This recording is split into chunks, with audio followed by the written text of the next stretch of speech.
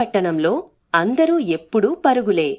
కార్ల హారన్లు, ఫోన్ల శబ్దాలు, తొందరపాటు అడుగులు. ఎవరికీ ఎవరూ కనిపించని జీవితం. ఒకరోజు ఉదయం అందరి ఫోన్లలో ఒక కొత్త యాప్ కనిపించింది. దాని పేరు పాజ్. ఎక్కడనుంచి వచ్చిందో ఎవరికీ తెలియదు. కాని రియా అనే చిన్న అమ్మాయి ఆసక్తిగా చూసింది. రియా యాప్ను టచ్ చేసింది. ఒక్కసారిగా సమయం ఆగిపోయింది. గాల్లో పక్షులు, ఆడుతున్న బంతి అన్నీ నిలిచిపోయాయి. కదలగలిగింది రియా ఒక్కరే. నిశ్శబ్ద పట్టణంలో నడుస్తూ రియా ఎన్నడూ గమనించని విషయాలు చూసింది. అలసిన బస్ డ్రైవర్, ఆకలితో ఉన్న వీధి కుక్క, పాడైపోయిన లైబ్రరీ మెట్లు. రియా సహాయం చెయ్యాలని నిర్ణయించుకుంది.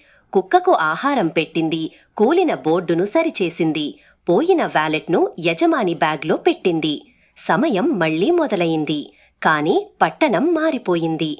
చిరునవ్వులు పెరిగాయి. సహాయం చెయ్యడం అలవాటయ్యింది. మనసులు నెమ్మదించాయి. ఒక సాయంత్రం యాప్ తెరిచిన రియాకు ఒక సందేశం కనిపించింది. ఇక నన్ను అవసరం లేదు. యాప్ మాయమైంది. కాని పాఠం మిగిలింది.